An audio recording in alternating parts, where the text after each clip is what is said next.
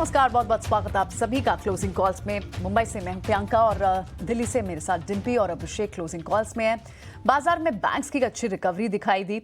हालांकि आज range bound session दिखा, लेकिन निचले स्तरों से निफ्टी में जरूर रिकवरी देखने को मिली है। और आज जिन स्टॉक्स में अच्छी मूव है उसमें पीएसयू स्पेस के कई सारे स्टॉक्स हैं, मेटल स्टॉक्स हैं, पावर स्टॉक्स हैं, जिनमें आज अच्छी मूव दिख रही है। नंबर्स का इंपैक्ट जहां जहां अच्छे नंबर्स आए, उन मिड कैप और स्मॉल कैप स्पेस में भी आपको नंबर्स का इंपैक्ट दिख रहा है। और इनफैक्ट ब्रॉडर मार्केट में एक्शन आप पिछले हफ्ते से ही देख रहे हैं, अच्छा खासा बना हुआ है। लेकिन क्या ये 19,400 के आसपास कुछ इंडेक्स पर रेजिस्टेंस है? इसे एक बार समझने की कोशिश करते हैं। इस तरफ इंडेक्स पर सेटअप दिख कैसा रहा है, डिम्पी से समझते हैं। गुड आफ्टरनून डिम्पी, क्या ऊपर एक रेजिस्टेंस की तरह दिख रहा है क्या बाजार? हाँ, बिल्कुल रेजिस्टेंस है और ये बात हमने आपको सुबह भी बताई थी और ये बात हमने कल भी आपको नोटिस करवाई थी कि 19,400 से 450 वाली रेंज एक रेजिस्टेंस है। अगर आज आप हाई भी देखेंगे तो निफ्टी ने यही 450 से वापस पलटना शुरू किया है। एक बात हमने आपको सुबह कही थी कि आज इंडाइसिस के अंदर कुछ नहीं होगा, आज एक कंसोलिडेशन का दिन रह सकता है। आप बिलीव मानेंगे सिर्फ 60 पॉइंट के अंदर ही आज कुल मिला के बाजार अपनी दिशा को और तय करता हुआ दिख रहा है। ये चार्ट आपकी स्क्रीन में बताने के लिए बहुत है कि सिर्फ 18 पॉइंट की बढ़त ऊपर नीचे हुई है अभी तक और ये 19,000 का इंडेक्स है। दूसरी इंपॉर्टेंट बात कि 3 दिन के बाद जो गैप मिल रहा था मार्केट को, आज गैप डाउन नहीं हुआ था ज़्यादा। आज हम सुबह जब खुले थे तो बहुत ज़्यादा बड़े गैप के साथ नहीं खुले थे, तो इसलिए गैप की प्रथा आज ख़त्म हुई है। आज रियल टेस्ट हो रहा था एक्चुअली में कि गैप के बाद भी बाज़ार में इतना दम है कि अपने सपोर्ट्स को बचा लेगा, तो उसमें बाज़ार पास हुआ है अगर आप आज वैसे देखें तो। क्योंकि मार्केट ने ये चीज़ प्रूव कर दी है कि बिना गैप के भी वो थोड़ा साइडवेज रह सकता है। ये साइडवेज कंसोलिडेशन अगले 1 से 2 दिन और भी चल सकता है। ये ऐसा नहीं सिर्फ आज के दिन है, ये 1 से 2 दिन और चलेगा। वो इसकी बड़ी वजह मैं आपको थोड़ी देर में बताता हूँ, आपके सामने रखूँगा। एक और पॉइंट, आज निचले स्तरों से जो रिकवरी आई है ना मार्केट के अंदर, एक काबिल तारीफ है। आज बाजार के पास कोई भी ऐसा पॉइंट नहीं था, आप गिनवा भी नहीं सकेंगे। अगर मैं आपसे पॉइंट पूछूं तो आप मेरे को एक भी पॉइंट ऐसा नहीं बता पाएंगे जिससे ये कह पाएँ कि आज निचले स्तरों से जो रिकवरी आई है ये इसकी बड़ी वजह बनी है। तो आज टिपिकली मार्केट अपने आप को जो ऑटो चर्निंग, जिसको ऑटो ट्रेंडिंग कहते हैं ना, उस वाले फेज में आ चुका है और बाजार अपने आप को ठीक और हील करने की नेचुरली प्रोसेस में आ चुका है। आप इसको ठीक नहीं कर रहे, आप नेचुरल प्रोसेस से ये अपने आप को गिरावट को रोक रहा है। आज इसका फर्स्ट डे था टेस्टिंग का और ये क्लियर उसमें साबित होता हुआ दिख रहा है। क्या हम बाइंग ऑन डिप्स कर सकते हैं? तो उसका जवाब है यस, आप बाइंग ऑन डिप्स कर सकते हो। कब तक करोगे? जब तक आप 19,200 के लेवल को ब्रेक नहीं करते। जब तक 19,200 ब्रेक नहीं होगा, आप किसी भी तरह से जब भी आपको मौका मिले तो बाइंग ऑन डिप्स का इस्तेमाल आप कर सकते हो। आप सेल ऑन राइज 450 पे आके आपको करना होगा। एक बार वो 450 400 वाली रेंज पार हो जाए, either with the help of a gap और सामने सामने हो, जैसे भी पार होगा फिर उसके बाद हम ट्रेड इसमें चेक करेंगे। एक और पॉइंट, बैंक निफ्टी के अंदर आज कुछ ज़्यादा इंपॉर्टेंट व्यू है क्या? बैंक निफ्टी देखिए, निफ्टी का थोड़ा फॉलोअर बनेगा, अभी निफ्टी ही लीडरशिप लेगा सामने आके।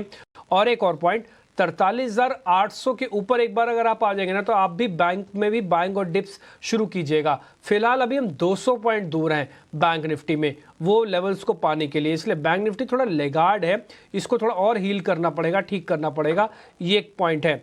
एक और चीज़, बाजार में अभी तक जितने भी नंबर्स आए, छोटे बड़े कैसे भी नंबर्स आप समझे, जो अभी लग रहा है कि आज भी आएंगे, उससे कहीं कोई निराशा नहीं है। एक और पॉइंट, आज चुनावों की मतगणना, माफ़ कीजिए, वोटिंग आज कई जगहों पर हो रही है।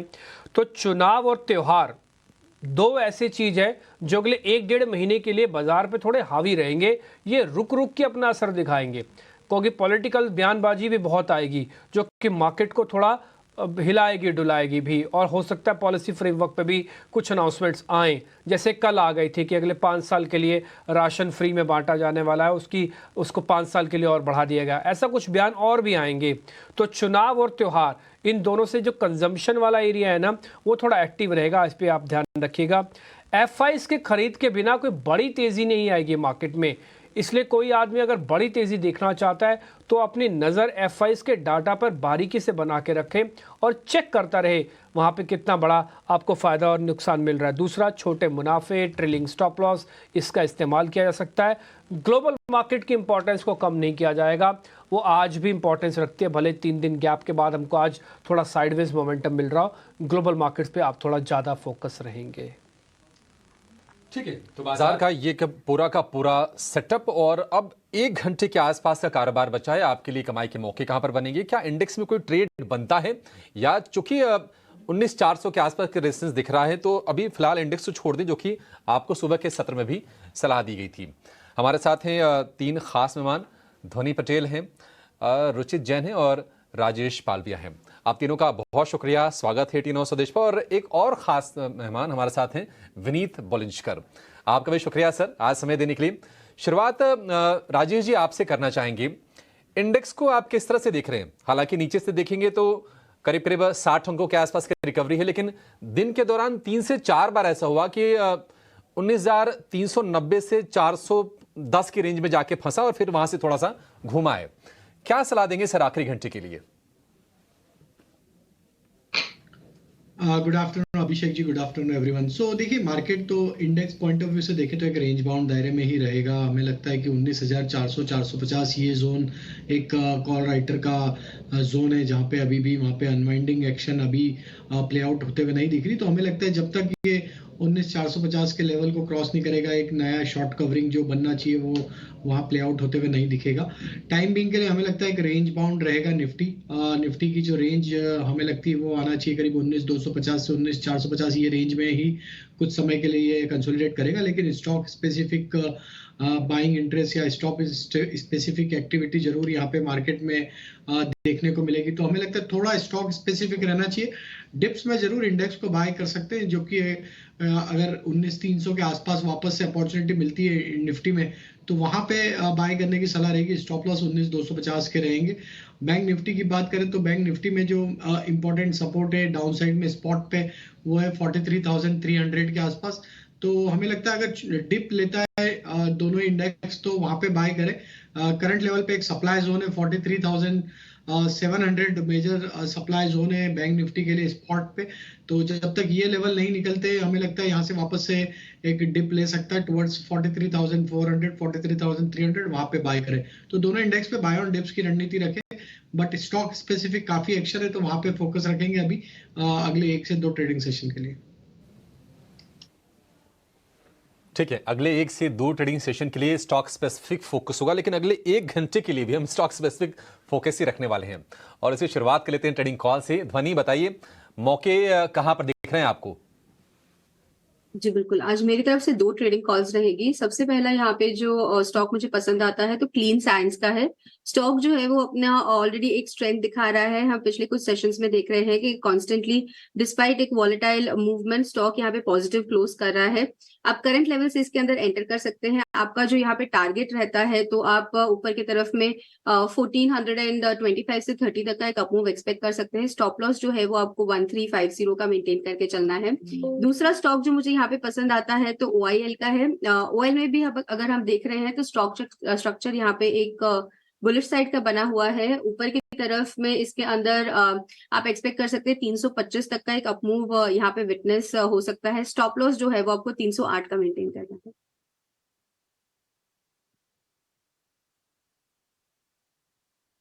ये 2 शेयर ऑयल एंड गैस में आज हम देख रहे हैं कि वैसे भी एक्शन है। खासतौर से ऑयल मार्केटिंग शेयरों में अच्छी रौनक आज है, क्योंकि क्रूड थोड़ा सा न सिर्फ दायरे में आया है बल्कि थोड़ा सा नरम हुआ है, और कहने की $85 के आसपास एक बेस फॉर्मेशन की कोशिश हो रही है।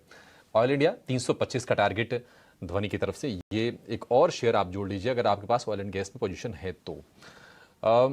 रुचित, आपके लिस्ट में कौन से शेयर हैं? आप क्या ट्रेड करने की सलाह देंगे? Very good afternoon to everyone. 2 stocks है जहाँ पे खरीदारी की सलाह रहेगी। पहला स्टॉक है सन फार्मा, जो एक अच्छे कंसोलिडेशन के ब्रेकआउट के जस्ट वर्ज पर है। और जैसे हमें आज वॉल्यूम्स अच्छे होते हुए देखे, इवन हम ऑप्शन सेगमेंट्स में देखेंगे तो जो कॉल राइटर्स थे उनकी थोड़ी बहुत पोजीशंस अनवाइंड हुई है। तो यहाँ पे थोड़ा short covering as well as fresh long built up के चांसेस हमें दिख रहे हैं कि आने वाले नियर टर्म में हो सकता है इस सन फार्मा में। तो करंट लेवल्स पे 1145 के नीचे स्टॉप लॉस रख के सन फार्मा में खरीदारी की सलाह रहेगी 1220 के अराउंड के शॉर्ट टर्म के टारगेट्स के लिए। और OMCs जैसे आपने अभी जस्ट कहा कि जो आउट परफॉर्मेंस OMCs में काफी लंबे समय के बाद में हम ऐसी परफॉर्मेंस OMCs में देख रहे हो। और स्पेशली अगर आप वॉल्यूम्स देखें तो कैश मार्केट के सेगमेंट में वॉल्यूम्स काफी अच्छे हो रहे हैं। So with in this segment HPCL में खरीदारी की सलाह है। जहाँ पे ऑलरेडी स्टॉक आज 5-5.5% ऊपर है, बट अभी भी आज एक अच्छा कंसोलिडेशन का ब्रेकआउट अच्छे वॉल्यूम्स के साथ में हुआ है। सो यहाँ पे हमें लग रहा है कि आउट परफॉर्मेंस आगे और कंटिन्यू रहेगी। तो 268 के नीचे स्टॉप लॉस रख के HPCL में खरीदारी कर सकते हैं 290 के अराउंड के टारगेट्स के लिए। HPCL इसमें मौके बनेंगे, हालांकि तेजी अच्छी खासी हो रखी है, तो थोड़ा सा आप स्टॉप लॉसेस को थोड़ा सा क्लोजली फॉलो कीजिएगा। और दूसरा शेयर है निफ्टी के टॉप गेनर्स में से एक सन फार्मा, क्योंकि आज देख रहे हैं कि फार्मा में अच्छा मोमेंटम है। सन फार्मा, डॉक्टर रेड्डीज, इप्का, सिप्ला, ये तमाम शेयर आज आपको चलते हुए दिखेंगे। तो ये दो शेयर हो गए रुचित की तरफ से। आखिर में राजेश जी आपके पास आएंगे ट्रेडिंग कॉल के लिए भी, लेकिन एक बार एक नंबर पर आपसे व्यू चाहिए। न्यूलैंड लैब के नतीजे आए हैं और मुनाफा दोगुना से ज्यादा हुआ है, 131% के आसपास का उछाल है और आय में 42% का उछाल है। और शेयर में हमने नतीजे आने के बाद अचानक से तेज एक सर्ज देखा है और 14% ऊपर अब ये शेयर कारोबार कर रहा है 4,600 रुपए के भाव के आसपास। हालांकि पिछले 2-3 सत्र से तेजी इसमें है। आप किस तरह से देख रहे हैं नतीजों को और क्या सलाह देंगे जिनके पास ये शेयर है? तो बिल्कुल देखिए, stock all time high trajectory पे अब मूव होते हुए दिख रहा है। स्टॉक में जो ये मूव आया है आज का, इस स्टॉक ने अपने अगस्त के जो स्विंग हाई बने थे उसको भी सरपास किया है। तो ऑलमोस्ट 8 से 10 वीक का एक साइडवेज कंसोलिडेशन के बाद वापस से यहाँ पे फ्रेश ब्रेकआउट बनते हुए दिख रहा है। ओवरऑल स्ट्रक्चर बुलिश है, series of higher top higher bottom formation है across all time frame. Stock एक बुलिश ट्रेजेक्टरी में, हमें लगता है जिन्होंने के पास भी पोजीशन है बने रहना चाहिए। काफी स्ट्रॉन्ग बाइंग एक्शन ये रिजल्ट के बाद वापस दिखा रहा है। 45-60 ये स्टॉप लॉस ट्रेल कर लें और पोजीशन को कैरी करें। जिस तरीके के ब्रेकआउट वापस बने यहाँ पे फ्रेश, यहाँ पे नेक्स्ट टारगेट हमें लगता है 4740 4780 की तरफ ये स्टॉक बढ़ते हुए दिखेगा। तो यहाँ पे पोजीशन को होल्ड रखे, ट्रेल करते जाए स्टॉप लॉस। काफी स्ट्रॉन्ग यहाँ पे प्राइस बिहेवियर हमें लगता है कि अगले 1 या 2 ट्रेडिंग सेशन में देखने को मिले टुवर्ड्स 4750 4760 की तरफ। 40-80 तक के लक्ष्य की तैयारी आप कर लीजिए न्यूलैंड लैब में। राजेश जी लगे हाथ में अपने शेयर में बता दीजिए सर आप। पहला stock Abhishek ji federal bank है। स्टॉक में करेक्टिव मूव के बाद अगर हम इसका सेटअप देखें तो ऑलमोस्ट पिछले 5-7 दिनों से एक रिकवरी का ट्रेंड यहाँ पे देखने को मिला है स्टॉक में। आज जिस तरीके से लॉन्ग बिल्टअप बने 20 डे 50 डे मूविंग एवरेज को स्टॉक ने वापस सरपास किया है। हमें लगता है यहाँ पे बाय करना चाहिए। फेडरल बैंक में हम अपसाइड के टारगेट जो एक्सपेक्ट कर रहे हैं वो आना चाहिए करीब 155 से लेके 158 तक के upside trading point of view से देखने को मिल सकती है। स्टॉप लॉस जो रखना होगा वो करीब होगा 143 के आसपास। जो दूसरा स्टॉक यहाँ पे हमें अट्रैक्टिव लग रहा है वो है इंडिगो का। इंडिगो में देखें तो लोअर साइड से एक अच्छा बेस बनाने के बाद स्टॉक में जिस तरीके से रिकवरी बनी है, स्टॉक में लोअर साइड पे 2500 के आसपास एक अच्छे बेस बने और स्टॉक में वापस एक स्ट्रेंथ लौटते हुए दिखी। 50 डे 100 डे मूविंग एवरेज को कंफर्टेबली स्टॉक ने होल्ड आउट किया है। हमें लगता है इंडिगो को यहाँ पे बाय किया जा सकता है। अपसाइड के टारगेट यहाँ पे 2650 से 2670 तक आते हुए दिख सकते हैं। स्टॉप लॉस होगा करीब 2530 के आसपास। तीसरा स्टॉक जो बाय करना है वो ऑयल एंड गैस सेगमेंट से ही गेल को यहाँ पे हम बाय करने की सलाह देंगे। स्टॉक में एक जो करेक्टिव मूव था, ऑलमोस्ट स्टॉक का जो करेक्टिव मूव था वो अरेस्ट होते हुए दिखा ऑलमोस्ट 100 डे मूविंग एवरेज से, और वहां से जिस तरीके से रिकवरी बनी अब स्टॉक वापस कंफर्टेबली 50 डे मूविंग एवरेज के ऊपर लास्ट 3 ट्रेडिंग सेशन से सस्टेन करते हुए दिख रहा है। गेल में हम यहाँ एक्सपेक्ट कर रहे हैं टारगेट आना चाहिए 134 136 की तरफ। स्टॉप लॉस होगा करीब 121 के आसपास। ठीक है, तो ये तो ट्रेडिंग पिक्स हुई। इस बीच आप न्यूलैंड लैब के रिजल्ट्स भी देख रहे हैं। मुनाफा 131% बढ़ा है और एबिटा भी आप देखें वाइन फिगर्स ही हैं और लगभग 99% बढ़ा है। ठीक है, लेकिन हमारे साथ खास स्टूडियो में आज विनीत बोलंजकर हैं, उनसे बात करते हैं। Vineet, thank you so much for taking out time. आप हमारे स्टूडियो आए इसके लिए बहुत बहुत शुक्रिया। आपसे आज एक नहीं फिर तो ज़्यादा सवाल पूछने होंगे, आप साथ हैं तो। विनीत, ये जो अभी बाजार जिस फेज में दिख रहा है, हमने एक शैलो करेक्शन लास्ट वीक देखी, लास्ट वीक देखी, उसके बाद ग्लोबल मार्केट से थोड़ा सपोर्ट मिला, उसके बाद हम चल रहे हैं। क्या अब हम एक जर्नी फिर से 20,000 के आसपास क्लिंच अप बैक कर सकते हैं? कहाँ तक ये दिवाली के पास, दिवाली के बाद कहाँ तक दिखती है आपको? देखिए, जब ये शैलो करेक्शन आया था इट वाज स्विफ्ट, क्योंकि उस टाइम पे ये सरप्राइजिंग था जो जियोपॉलिटिकल इवेंट हुआ था।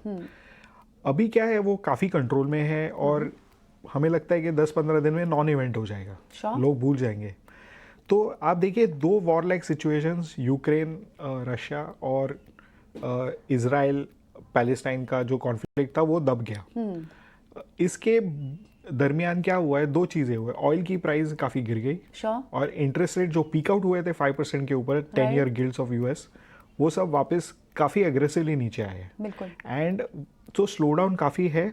ये सारी चीज़ें इंडियन मार्केट्स के लिए सब बुलिश साइन है। और अगर आप देखेंगे इंडियन मार्केट हाइस के आसपास ही है, 5% करेक्शन भी नहीं हुआ है। तो हमें लगता है कि ग्रोथ स्टोरी इंटैक्ट है, रिफॉर्म का प्रोसेस वेरी स्विफ्ट है एंड हमें लगता है कि बाजार यहाँ से काफ़ी अच्छी तरह से बढ़ जाएगा।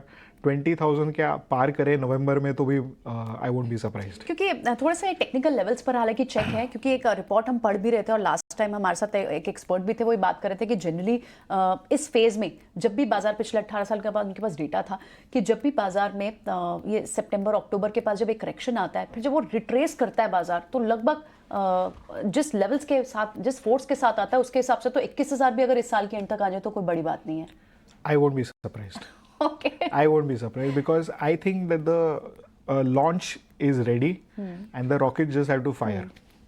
And आप देखोगे कि ये सारे इसमें ना बाजार के दिग्गज पार्टिसिपेट नहीं किए, तो इनमें भी वापस बाइंग आ सकती है और इनका जो कंट्रीब्यूशन है टू द लार्ज कैप 40% रहता है टोटल मार्केट कैप का। और जब भी मार्केट ये लेवल्स पे आती है तो लार्ज कैप की आउट परफॉर्मेंस चालू हो जाती है। It can last from 2 to 2.5 years। तो अगर लार्ज कैप परफॉर्म करने वाली है तो निफ्टी तो पीछे रहने वाला नहीं। मैं इनफैक्ट लार्ज कैप और ये आपको स्प्रेड भी समझना चाहूंगी, लेकिन इससे पहले एक बार एड्रेस कर दे, रिजल्ट्स भी आए, किर्लोस्कर ब्रदर्स के रिजल्ट्स आए हैं और मुनाफा YoY फिगर्स है लगभग 65% बढ़ा है। किर्लोस्कर ब्रदर्स, किर्लोस्कर ऑयल, ये सारे स्टॉक्स हैं जो काफ़ी चले हैं और बड़े वेल्थ क्रिएटर रहे हैं।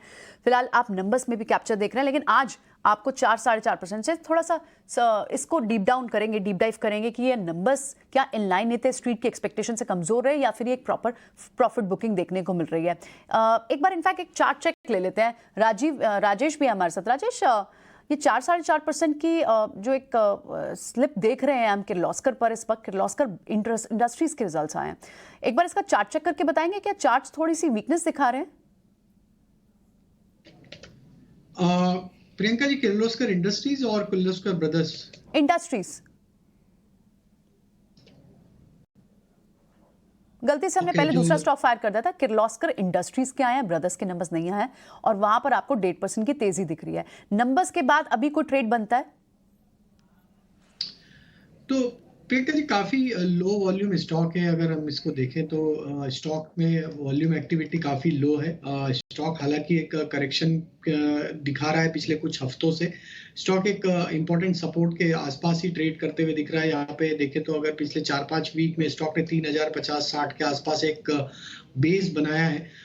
हालांकि स्टॉक में एक उछाल जरूर बना है। वो यहाँ पे इंपॉर्टेंट लेवल जो है हायर साइड का वो 3200 के आसपास है। अगर ये लेवल क्रॉस होते तो ये तेजी एक्सटेंड होते हुए दिख सकती है फर्दर, जो कि फिर स्टॉक को यहाँ से 3350-3400 की तरफ भी लेके जा सकती है। हालांकि लो वॉल्यूम स्टॉक है तो थोड़ा सा कम क्वांटिटी में ट्रेड करें। हालांकि इस पे कोई बाय या सेल की अभी सलाह नहीं है, क्योंकि इतने लो वॉल्यूम स्टॉक्स में ट्रेड करना काफी डिफिकल्ट होता है। तो लेवल्स जरूर मेंशन किए, 3050 के आसपास अच्छा सपोर्ट है। 3200 का लेवल क्रॉस होगा तो यहाँ पे 3400 तक भी तेजी एक्सटेंड होते हुए दिख सकती है। करें आप इसे एंटर करें, लेकिन एक कंडीशन के साथ, ठीक है। लेकिन विनीत से हम जो बात कर रहे थे, और आप विनीत जो बात कर रहे हैं ना कि एक्चुअली मिड कैप और स्मॉल कैप अगर आप किसी भी फ्रंट पे देखें, चाहे वो कैश के फ्रंट पे इक्विटीज़ में देखें, डायरेक्टली सिप के रूप में देखें, हर जगह मिड कैप स्मॉल कैप में पैसा बढ़ा गया है। लार्ज कैप्स तो ज़्यादा चले ही नहीं है और स्पेशली मेजर ड्रैग डाउन जो था वो हैवी वेट्स जैसे रिलायंस और HDFC बैंक से था। तो अगर लार्ज कैप्स को चलना है तो आपका क्या, कहाँ बड़ी बेट्स होंगी? आप देखोगे कि आप अगर रिलायंस और HDFC बैंक को और ITC को छोड़ दोगे आप, या आप इन्फोसिस और TCS को छोड़ दोगे, बाकी सारे जो स्टॉक्स है ना, आप देखोगे इसमें काफ़ी एग्रेसिव बाइंग आ रही है। Okay. और ये जो दिग्गज है, ये ना चलने के बावजूद या फ्लैट रहने के ऑलमोस्ट 18 मंथ्स तक इनकी एक ही रेंज में ट्रेड की है, फिर भी मार्केट्स न्यू हाइस पे है। तो हमारा अंदेशा क्या है कि ये जो अंडर परफॉर्मेंस हुआ है ये वापस पिकअप करेगा ग्रेजुअली। और जब ये सब लार्ज कैप जो मेन स्टॉक्स है हैवी वेट्स वाले ये चलने लगेंगे तो मार्केट काफ़ी एक्सप्लोसिव रैली आएगी बाजार में। ओके,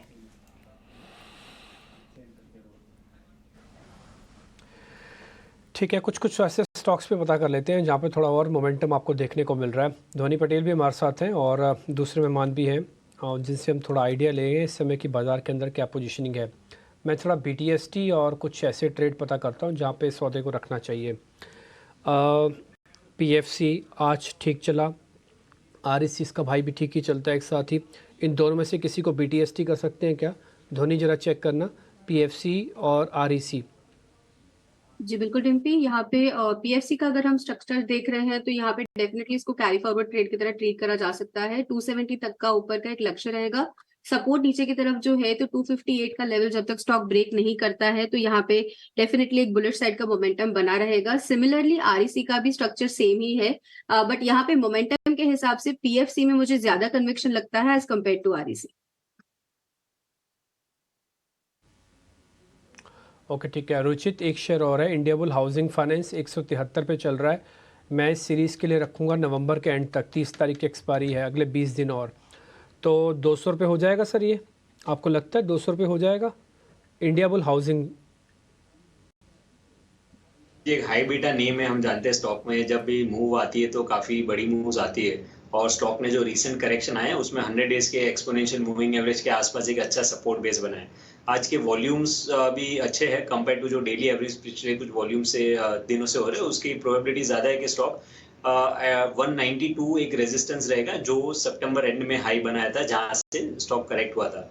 सो 192 तक एटलीस्ट नो ये मोमेंटम एक्सटेंड हो सकता है। वहां पे अगर अच्छे वॉल्यूम्स रहते तो डेफिनेटली और हायर टारगेट्स एक्सपेक्ट कर सकते हैं, बट फिलहाल के लिए आई थिंक 192 तक के टारगेट्स के लिए फ्रेश बाइंग भी यहाँ पे की जा सकती है।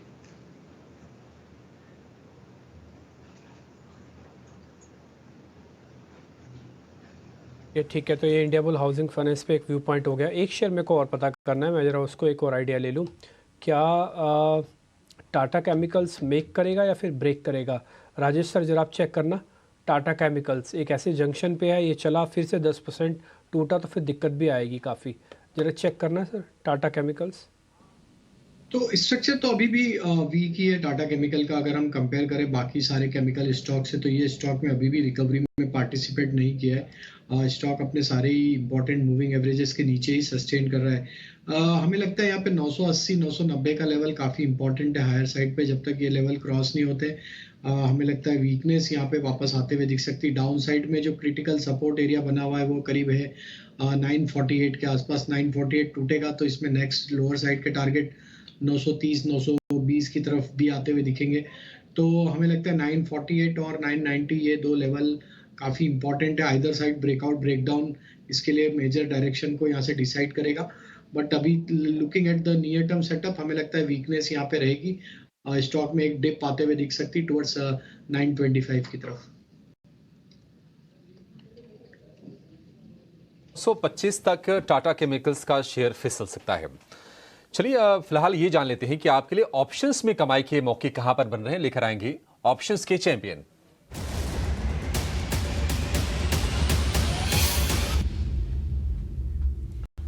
हमारे साथ फोन लाइन पर जुड़ गए हैं आज ऑप्शन का बेहतरीन ट्रेड बताने के लिए आदित्य अरोड़ा। आदित्य नमस्कार, बताइए क्या आप चुनकर लाए हैं हमारे दर्शकों के लिए? Very good afternoon. देखिए मैंने एक स्मॉल कैप मिड कैप चुना है जो काफी हाई बीटा काउंटर है और रिस्की काउंटर भी है। बड़े बड़े मूव देता है, अक्सर बैन में जाता है, पर बाजार एक शॉर्ट कवरिंग के कगार पे है, ऑलमोस्ट स्टार्टिंग पे है, तो ये अच्छा रिस्क रिवॉर्ड ट्रेड हो सकता है। तो स्टॉक का नाम है इंडियाबुल हाउसिंग फाइनेंस। इसका 170 का कॉल बाय करेंगे, 9.20 चल रहा है, और 180 का कॉल सेल करेंगे जो 5.05 चल रहा है। मैक्सिमम लॉस रहेगा इसमें 21,160 और मैक्सिमम प्रॉफिट रहेगा 29,835। तो स्टॉक का पैटर्न बुलिश है, स्टॉक ऊपर जाएगा तो तेजी तो प्रॉफिट बनेगा। ठीक है। आईबी हाउसिंग आज वायदा की है, टॉप गेनर्स में शामिल भी है, 3.5% के आसपास की तेजी है। आपको 170 वाली कॉल खरीदनी है 9.25 रुपए के आसपास, और उसके एक और स्ट्राइक पर ऊपर वाली 180 वाली कॉल बेचनी है 5 रुपए 5 पैसे उसका भाव है। अधिकतम फायदा 29,835 का इस ट्रेड में, और अधिकतम जो नुकसान है 21,160 रुपए का। ये एक ऑप्शन का ट्रेड आपके लिए आदित्य अरोड़ा की तरफ से। एक छोटा सा ब्रेक लेंगे और ब्रेक के बाद कई सारे बजिंग स्टॉक्स पर चर्चा होगी। और आज होनासा कंज्यूमर की लिस्टिंग हुई है। लिस्टिंग थोड़ी सुस्त जरूर हुई है, लेकिन मैनेजमेंट के आगे क्या प्लान है उस पर हम कंपनी के प्रमोटर्स बातचीत करेंगे, आपने जायजा करेंगे।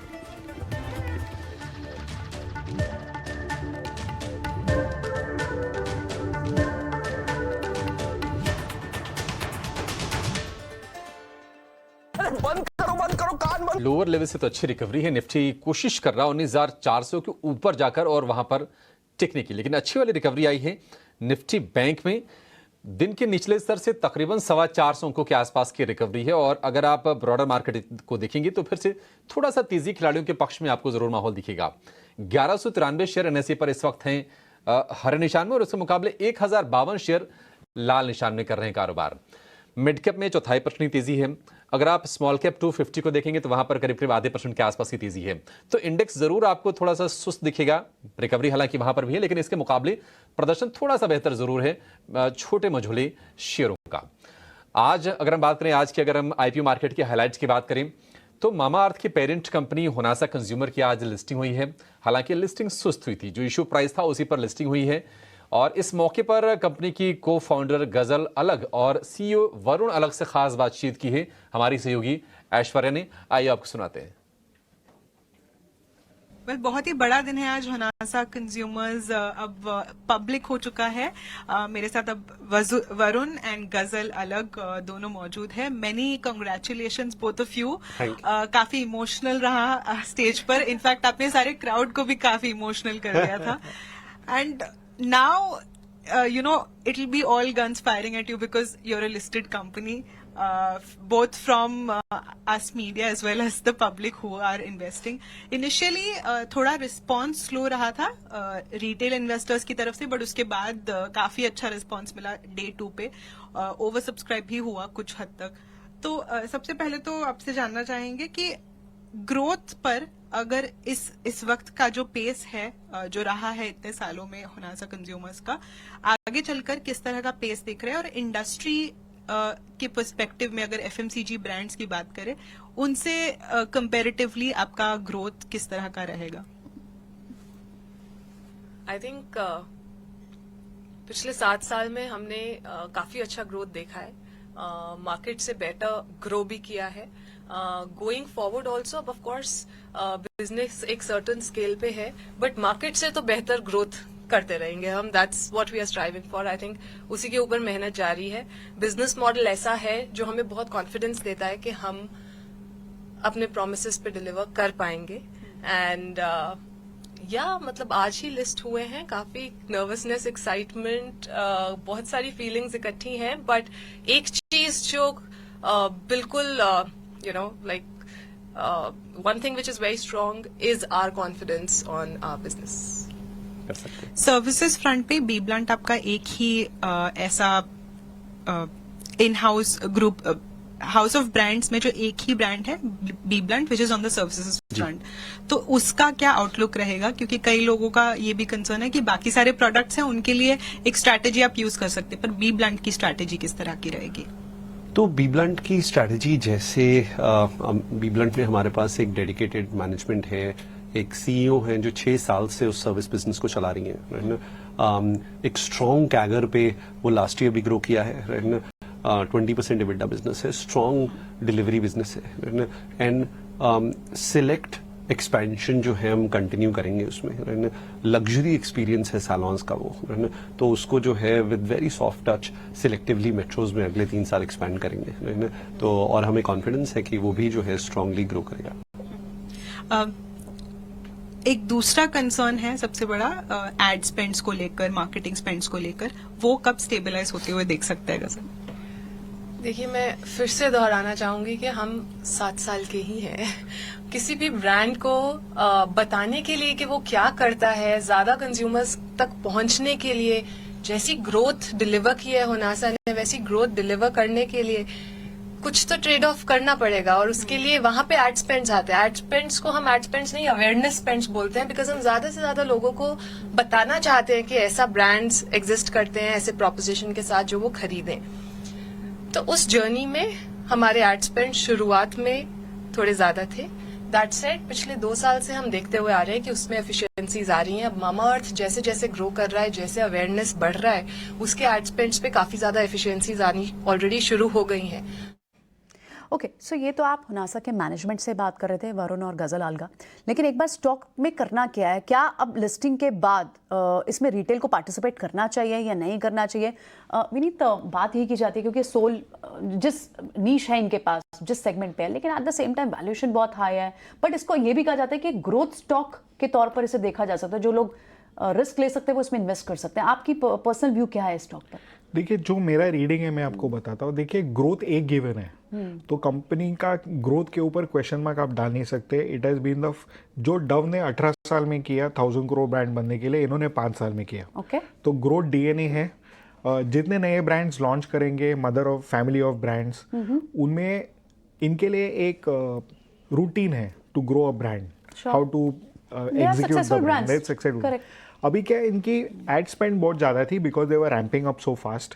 अभी that ramp up will come off, okay, the spend will slow down, freight cost थोड़े बहुत भी कम हो रहे हैं, तो इनका प्राइसिंग अच्छा हो जाए, कॉस्टिंग भी बैठ रहा है, एंड इनकी जो 2% फुल ईयर की मार्जिन थी, Q1 में 6% है। यहाँ से वो ज़्यादा भी कर सकते हैं because internationally gross margins for any of the products are 72 to 74% in this category.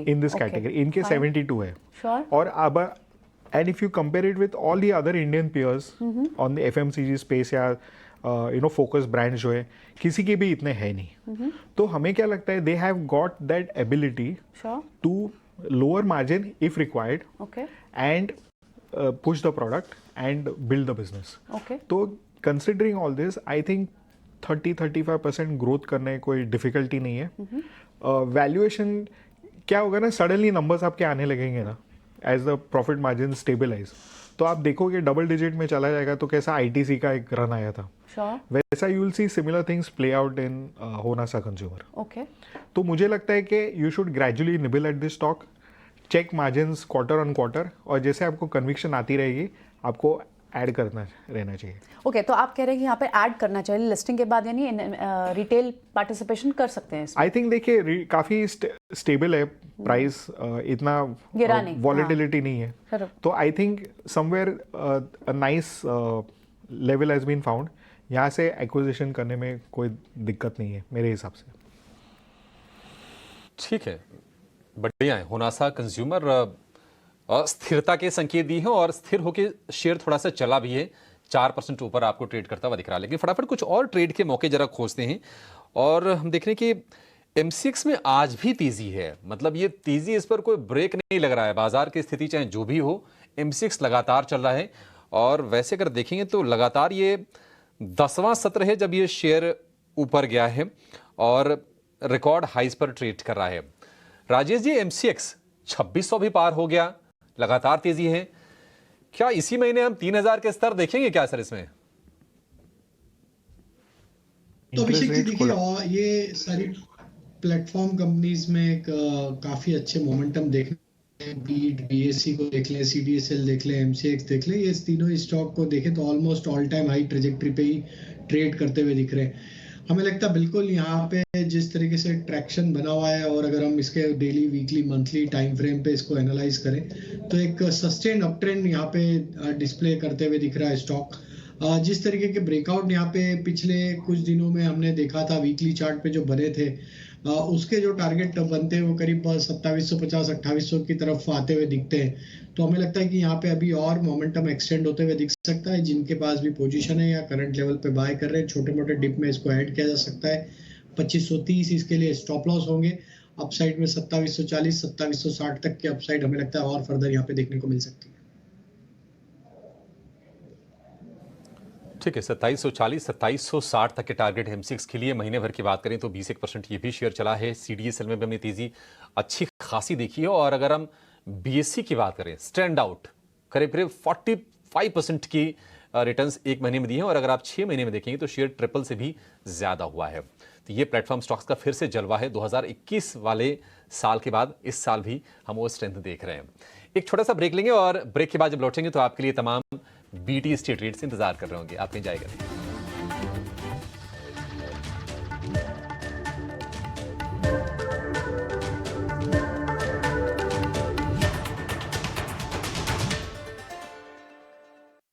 बंद करो, कान बंद करो, कभी भी फट।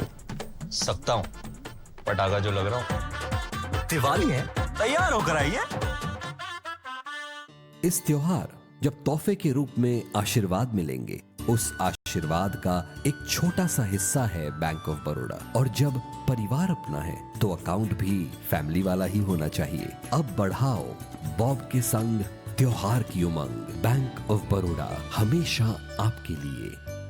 Protean eGov Technologies Limited is creating digital public infrastructure and developing citizen-centric population-scale solutions like management of TIN, PAN issuance, NPS, Atal Pension Yojana, eKYC and enabling open digital ecosystems. Now makes an initial public offering of 6.19 million equity shares of face value of 10 rupees each for cash at a premium. The 100% book build offer being offered in a price band of 752 to 792 rupees per equity share. Opens November 6th, closes November 8th, 2023. For risk factors and details, refer to the red herring prospectus including any addenda or agenda thereto.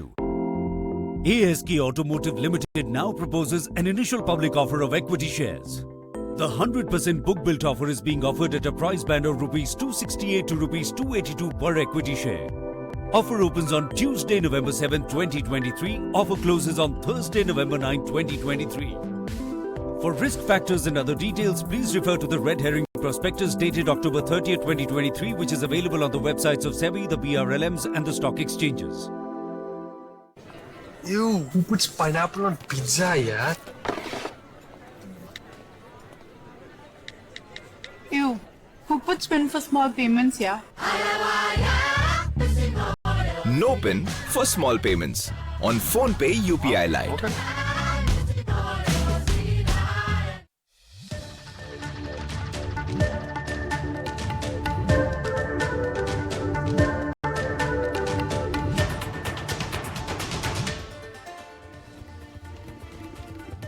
के बाद एक बार फिर आपका स्वागत है। और अब बात होगी एक खास कंपनी की, क्योंकि प्रीमियम बाइक बनाने वाली कंपनी रॉयल एनफील्ड अपनी ई बाइक की पहली झलक मिलान मोटर शो में पेश कर रही है। गाड़ी की झलक दिखा रहे हैं हमारी इन हाउस टीम से सुमित चतुर्वेदी। आइए एक बार वो झलक भी देख लेते हैं। हमें इस वक्त आइकमा मिलान में और यहाँ पर रॉयल एनफील्ड ने पहली बार अपनी इलेक्ट्रिक बाइक दिखाई है। इलेक्ट्रिक बाइक जो एक प्रॉपर ऑफ रोडर होगी। रॉयल एनफील्ड के लिए जो डीजल बाइक्स बनाता था पहले, फिर पेट्रोल बाइक्स बनाई और अब इलेक्ट्रिक बाइक, इलेक्ट्रिक फ्यूचर की तरफ बढ़ रहा है। उसकी पहली इलेक्ट्रिक बाइक है ये। हम सब जानते हैं कि रॉयल एनफील्ड का जो थम था पूरा, जो उसकी बाइक्स थी हैवी बाइक्स, वहाँ से इको फ्रेंडली बाइक्स ला रहा है और ये पहली बार दिखाई गई है यहाँ पर। मोटर क्या है इसकी, इसका अभी पूरी तरह नहीं बताया गया है इसका। और ये अभी बाइक फुल फ्लेज्ड इस तरह की होगी, एटलीस्ट आउटर शेल से इस तरह की होगी। इंटीरियर्स क्या होंगे और अंदर पावर कितनी होगी वो अभी क्लियर नहीं बताई गई है। नेक्स्ट ईयर 2025 में 2 साल बाद मतलब ये बाइक आएगी और रोड पर आएगी। इंडिया में हर कंपनी बाइक्स लेकर आ रही है, टू व्हीलर्स लेकर आ रही है, कार्स लेकर आ रही है, पर रॉयल एनफील्ड अब तक नहीं लाया था। पर अब उसने भी कदम रख दिया इस मार्केट में और ये दिखाया है कॉन्सेप्ट पूरा कि इस तरह की बाइक होगी ये electric bike, proper off roader होगी ये। यहाँ पर आइकमा मिलान में सिर्फ यही नहीं, इसके पूरे पवेलियन में और भी बहुत तरह की बाइक्स हैं। ये हिमालयन है जो अभी इसका टेस्टिंग हुआ था इंडिया में और ये यूरोपियन मार्केट के लिए भी काफ़ी इंपॉर्टेंट हो सकती है। और भी बहुत सारी बाइक्स हैं यहाँ पर। रॉयल एनफील्ड के लिए बहुत बड़ी मार्केट है यूरोप, इसलिए बहुत सीरियस है वो यहाँ पर। आज पहला प्रेस कॉन्फ्रेंस किया है, स्टार्टिंग किया है रॉयल एनफील्ड ने यहाँ पे। सुमित चतुर्वेदी, ईटीएन स्वदेश के लिए, आइकमा मिलान, इटली से। तो ये अनवेल किया है अभी कंपनी ने, लेकिन 2 साल बाद ये गाड़ियाँ अवेलेबल होंगी, ये बाइक्स अवेलेबल होंगी, ई बाइक्स। और सुमित मिलान से हमें ये रिपोर्ट भेज रहे थे। लेकिन इस बीच अतुल ऑटो के भी नंबर आए हैं और एक बार नंबर्स पूरे लेकर आते हैं। आय इनकी बड़ी है, लगभग 153 करोड़ हुई है, YoY फिगर्स हैं ये। और अतुल ऑटो पे जो फेम 2 के जो थोड़ी रिस्ट्रिक्शंस थी, क्लियरेंस कब मिलेगी, वो सारे थोड़े से एक शैडो की तरह स्टॉक पर थे, जिसकी वजह से नीचे गिरा था। लेकिन उसके बाद फिर इसमें एक वन साइडेड मूव आई है। 7%, 7-7.5% की तेज़ी आपको अतुल ऑटो में दिख रही है। और इसके लिए जो क्लियरेंस थी वो ही एक बड़ा शैडो था। अब काफ़ी हद तक तेज़ी, एक बड़ी तेज़ी राजेश हमने देखी भी है स्टॉक में। आज भी 8% तेज़ है ये स्टॉक। नंबर्स अच्छे लग रहे हैं। आप इस पे अभी भी राइट करने की सलाह देंगे या एक बार थोड़ा सा प्रॉफिट बुक कर लें? तो प्रियंका जी देखिए, स्टॉक में अब जिस तरीके से वीकली चार्ट बन रहे हैं, यहाँ पे एक फ्लैग फॉर्मेशन का ब्रेकआउट यहाँ पे वापस से होते हुए दिखा है। ऑलमोस्ट 7-8 वीक के कंसोलिडेशन के बाद यहाँ पे फ्रेश ब्रेकआउट आते हुए दिखा है। हमें लगता है यस यहाँ पे तेजी और भी बढ़ सकती है। जिस तरीके के ब्रेकआउट हुए यहाँ पे स्टॉक में अब अगर 660 655 ये इंपॉर्टेंट लेवल, अगर ये इसके ऊपर बना रहा तो इसका नेक्स्ट टारगेट जो बन सकता है 740 760 की तरफ भी आते हुए दिख सकता है। तो 655 के स्टॉप लॉस से पोजीशन होल्ड की जा सकती है अतुल ऑटो में। यहाँ पे हमें लगता है कि फर्दर तेजी अगले कुछ दिनों में और एक्सटेंड होते हुए दिख सकती है। ठीक है, 650 रुपए का स्टॉप लॉस अतुल ऑटो के लिए। लेकिन अतुल ऑटो के साथ साथ आज दिन के दौरान अतुल लिमिटेड के भी नंबर आए थे और नतीजे आने के बाद उसमें एक ऐलान हुआ बायबैक को लेकर। 50 करोड़ रुपए का ही हालांकि बायबैक का ऐलान किया गया और ओपन मार्केट से बायबैक किया जाएगा। और चूंकि उसमें कोई प्राइस ऐसा फिक्स नहीं होता, इसके चलते हमने देखा था कि शेयर थोड़ा सा नीचे आ गया और 3% की गिरावट के साथ ही फिलहाल कारोबार कर रहा है। हालांकि 7,500 रुपए से ऊपर के भाव पर बायबैक ये नहीं किए जाएंगे, तो ये माना जा सकता है कि वो एक तरह से कुछ टाइम के लिए एक बेस जरूर बन जाएगा 7,500 का जो भाव है। अतुल लिमिटेड, इसमें रुचित आप क्या सलाह देंगे, क्या करना चाहिए ट्रेडर्स को? कुछ दिनों में स्टॉक में अपने इंपॉर्टेंट सपोर्ट्स ब्रेक किए थे जो 6800 से 7000 की रेंज में थे।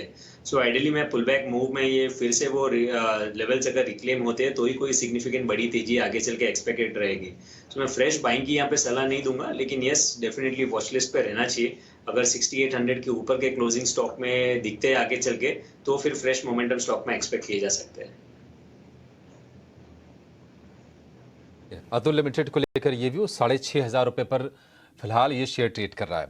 लेकिन निफ्टी बैंक की रिकवरी थोड़ी सी और बढ़ गई है और अब दिन के निचले स्तर से तकरीबन हम ये कह सकते हैं कि 500 अंकों के आसपास की रिकवरी है। दिन के समय में एक वक्त ऐसा आया था जब HDFC बैंक, ICICI बैंक में 1 से 1.5% की गिरावट थी। लेकिन क्या कमाल की रिकवरी इन दोनों के दोनों शेयरों में दिखी है और उसने निफ्टी को भी सहारा देने काम किया है। निफ्टी अब बिल्कुल सपाट कारोबार कर रहा है 19,410 के आसपास। उम्मीद हम ये करेंगे कि इस लेवल के आसपास ही आज की हम क्लोजिंग होते हुए भी देखेंगे। SBI में आज बढ़िया मोमेंटम 1% के आसपास की तेजी है।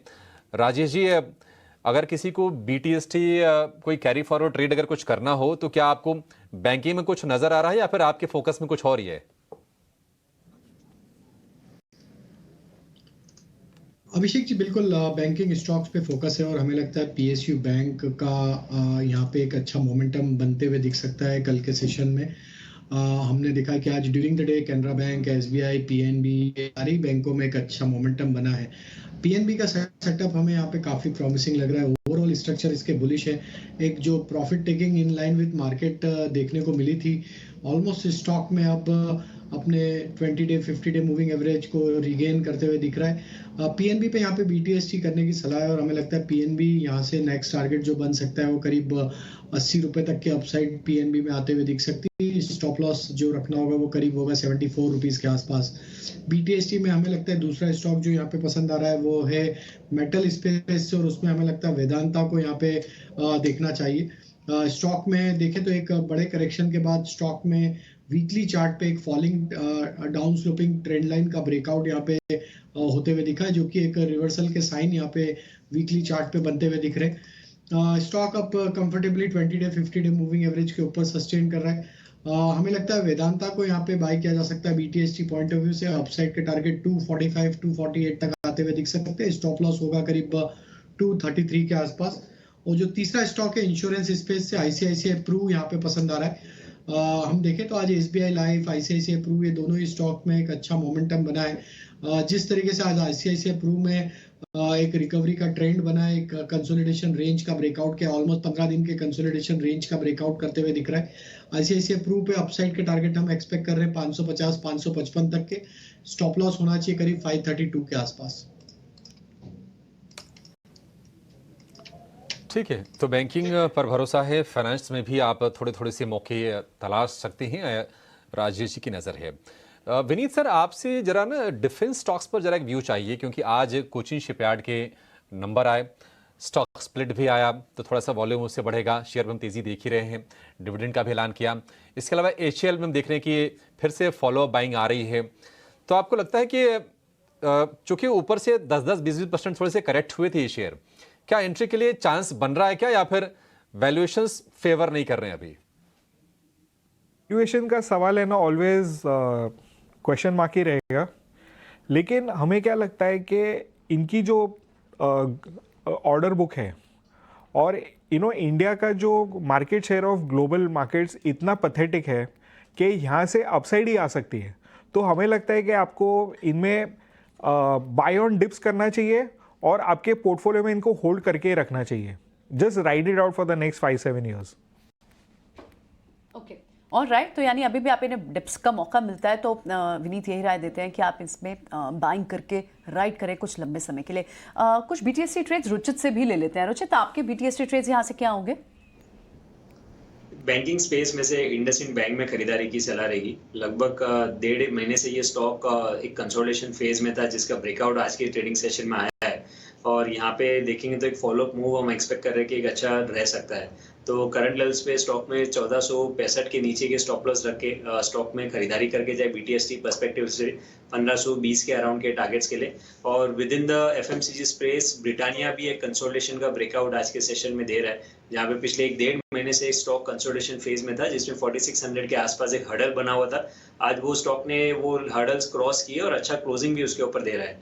तो 4600 जो प्रीवियस रेजिस्टेंस था वो अब सपोर्ट तरीके से देखना चाहिए। तो 4600 के नीचे ही स्टॉप लॉस रख के ये स्टॉक में भी खरीदारी करने की सलाह रहेगी 4800 के अराउंड के टारगेट्स के लिए।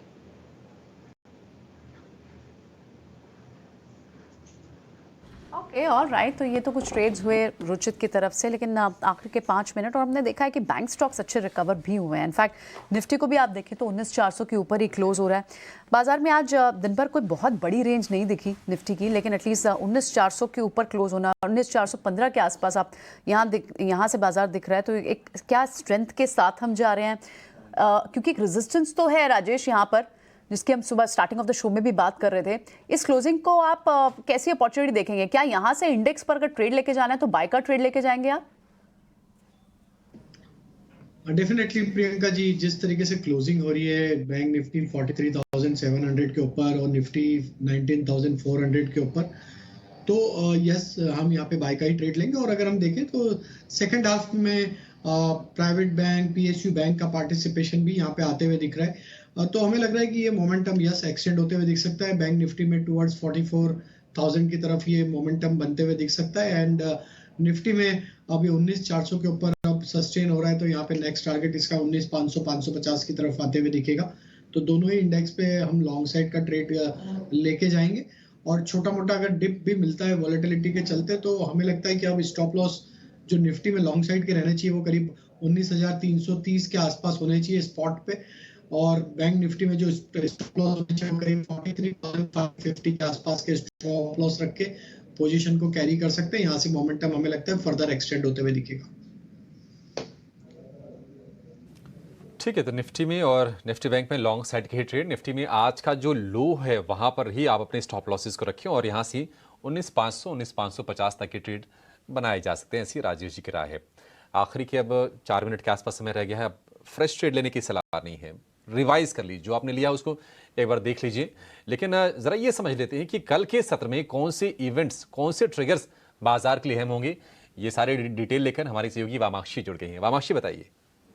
जी बिल्कुल, शुरुआत करते हैं हम कुछ इंपॉर्टेंट इकोनॉमिक क्यूज़ के साथ। तो हमारी नज़र होगी यूएस से आने वाले क्रूड ऑयल इन्वेंट्रीज पर। इसके अलावा ग्लोबल अर्निंग्स के लिहाज से डिज्नी को भी अपने रडार पर रखिएगा। और डोमेस्टिक फ्रंट पर निफ्टी कंपनीज में से कोई नंबर्स नहीं आने वाले, मगर काफ़ी सारे ऐसे दिग्गज नाम हैं जिनके नंबर्स पेश होंगे, जैसे कि Tata Power, PFC, Mazagon Dock, Lupin, PI Industries, United Spirits, Brigade Enterprises, Raymond, Ashoka Buildcon, BHEL, Nazara Tech और फीनिक्स मिल्स जैसे भी काउंटर फोकस में रहेंगे उनके अर्निंग्स के बल पर। इसके अलावा कॉर्पोरेट फ्रंट पर अगर हम देखें, यहाँ पर भी काफ़ी एक्शन हो रहा है। GNFC फोकस में रहेगा क्योंकि कंपनी की बोर्ड की बैठक होने जा रही है बायबैक प्रपोजल को लेकर। इसके अलावा गोदरेज इंडस्ट्रीज़ की भी फंड रेजिंग को लेकर एक बैठक होने जा रही है, जिसके चलते ये स्टॉक हमारे रेडार पर रहेगा। और इसके अलावा भी अगर हम देखें तो जिंदाल वर्ल्ड वाइड, टीटागढ़ डेयर सिस्टम्स भी फोकस में रहेगा क्योंकि बोर्ड की बैठक होगी फंड रेजिंग को लेकर। इसके अलावा प्राइमरी मार्केट्स की अगर हम बात करें, यहाँ पर ऑफ लेट हम देख रहे हैं काफ़ी एक्शन हो रहा है।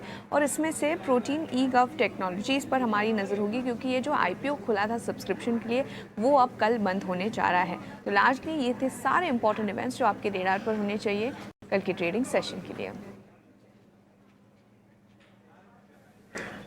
ठीक है, तो आईपीओ मार्केट का एक्शन तो लगातार चल ही रहा है और कल भी वो फोकस बना रहेगा।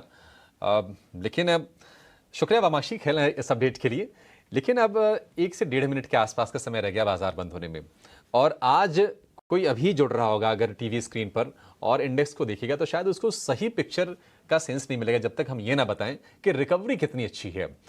निफ्टी में जो रिकवरी है दिन के निचले स्तर से तकरीबन वो 90 अंकों के आसपास की है।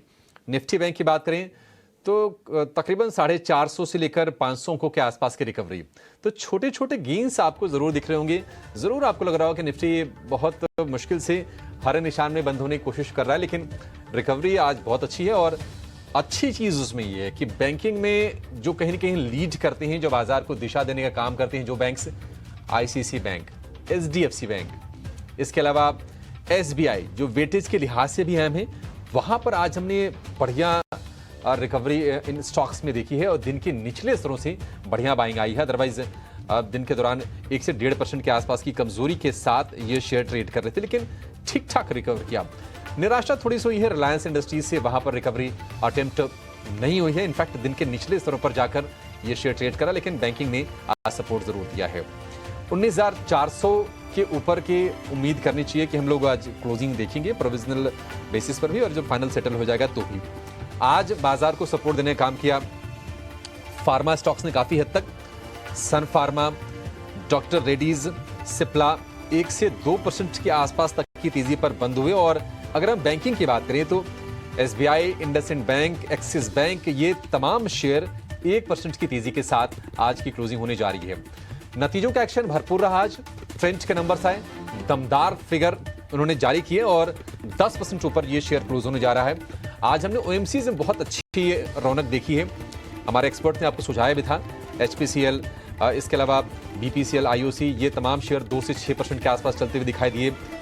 एचएल में 5% के आसपास के अच्छे मूव्स रहे, डिफेंस की बातचीत हम कर ही रहे थे, तो ये बढ़िया तेजी आज के सत्र में बनी है। इसके अलावा वोडाफोन आइडिया धीरे धीरे करके ऊपर जा रहा है। सुज़लॉन में हमने आज तेजी होती हुई देखी है। एमसीएक्स लगातार चल रहा है। गिरने वाले शेयरों की बात करें तो कल मेट्रोपोलिस में हमने अच्छी तेजी देखी थी, आज थोड़ी सी प्रॉफिट टेकिंग वहां पर आई है। बाकी नतीजों का जहां पर फोकस रहा, अतुल लिमिटेड, इन्होंने बायबैक का ऐलान किया, थोड़ा सा बाजार को पसंद नहीं आया जो तरीका है और बहाव है, इसके चलते वहां पर प्रेशर दिखा। लेकिन ओवरऑल ये कहेंगे कि रिकवरी अच्छी, 19,400 के ऊपर के आंकड़े निफ्टी पर, और निफ्टी बैंक में 150 अंकों की बढ़त, लेकिन नीचे से जो रिकवरी वो तकरीबन 450 अंकों के आसपास की। चलिए शो को यहीं पर समाप्त करेंगे, हमें दीजिए इजाजत। राजेश जी और रुचित और विनीत सर, आपका बहुत शुक्रिया आज समय देने के लिए और बाजार के साथ साथ तमाम स्टॉक्स पर बातचीत करने के लिए। फिलहाल मुझे और प्रियंका को इजाजत दीजिए।